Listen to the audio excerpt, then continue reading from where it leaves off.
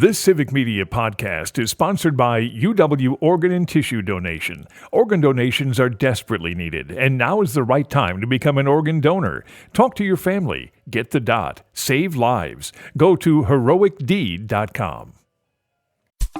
This is your WLAK Daily News Roundup for Lake Air, 107.5 FM and 1260 AM in Amory.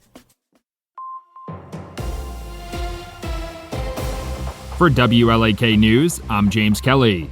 Despite a few hiccups like needing to recount 30,000 ballots in Milwaukee, the Wisconsin Election Commission says Tuesday's election was safe and secure with no major issues reported. On Wednesday, WEC officials reminded residents that the election is technically not over, as the official results still need to be verified and certified through the canvassing process. The numbers residents see now are unofficial results with votes that have been counted but not verified and certified. The deadline for the chairperson to certify the election is December 1st.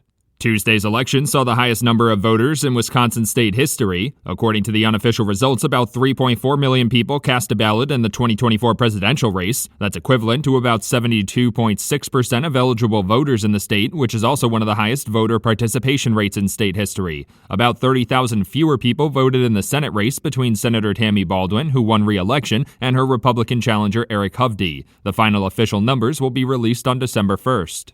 Wisconsin Senator Tammy Baldwin has officially won a third term in Washington. Senator Baldwin declared victory early Wednesday, while results showed she had a lead of less than 1%, which could lead to a recount. After the race was called by the Associated Press, Republican challenger Eric Hovde did not concede or say if he would be requesting a recount within the 1% margin. In narrowly winning re-election, Senator Baldwin kept a critical Senate seat for Democrats, while former President Trump won the state.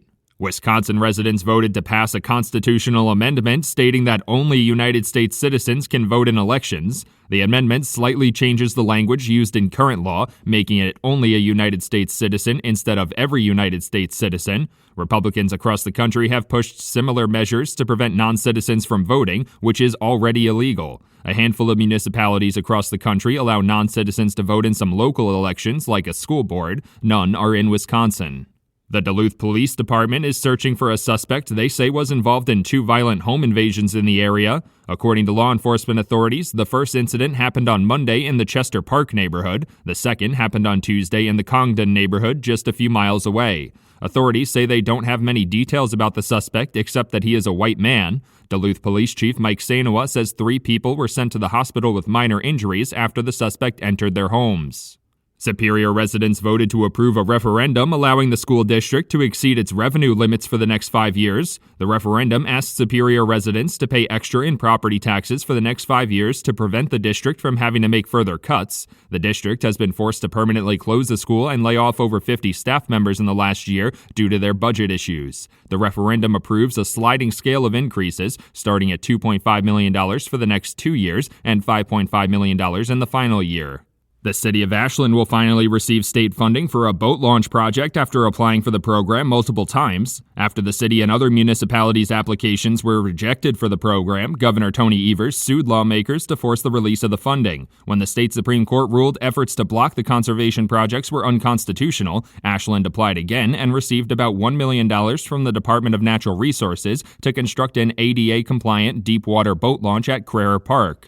A Superior man has been arrested in connection to multiple attempted carjackings, one of which involved a young child. According to law enforcement authorities, 37-year-old Michael Thompson is accused of attacking the owner of a car in the Tower Avenue and North 28th Street area last week and trying to take their keys with their child in the car. Officials say 2 bystanders saw the incident and stepped in until police arrived. Thompson was treated for injuries he sustained during the incident and was taken to jail. He's due in court next week. For WLAK News, I'm James Kelly.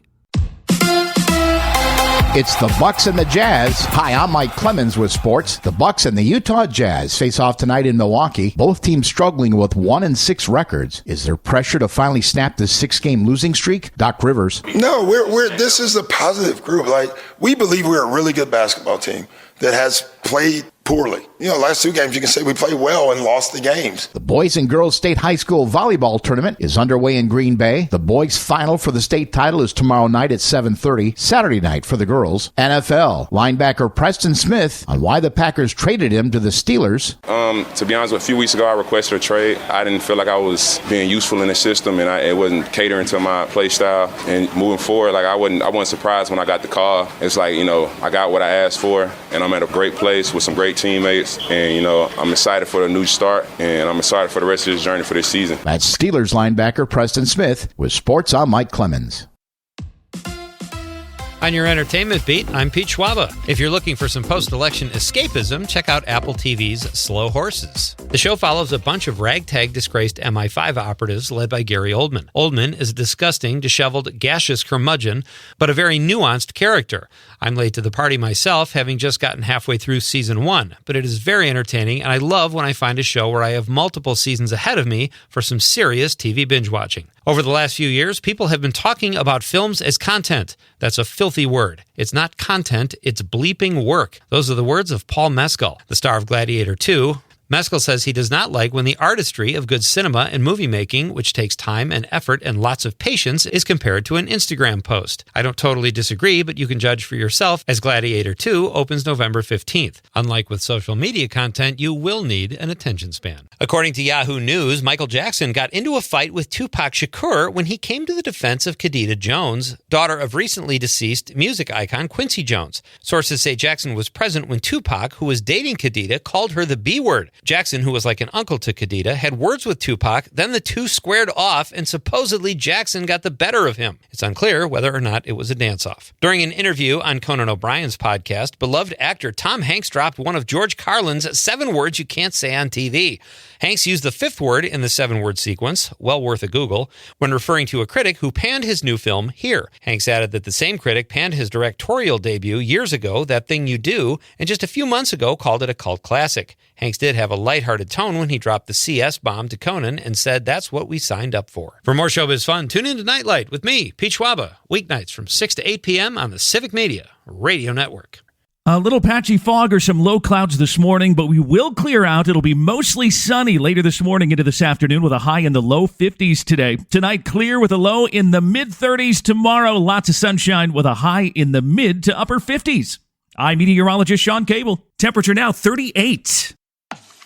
That's your WLAK Daily News Roundup from Civic Media. Subscribe to this podcast on Spotify, Apple, or wherever you find your podcasts. Find more news at lakeair.radio. The national news cycle never stops, but it can be hard to find news about your local community. Civic Media is dedicated to providing quality local and state news coverage across Wisconsin. With the Civic Media app, you can get notifications about local stories that matter to you and your community. Find the free Civic Media app in your phone's app store and choose notifications from the menu to tell us what kind of news you want to hear about.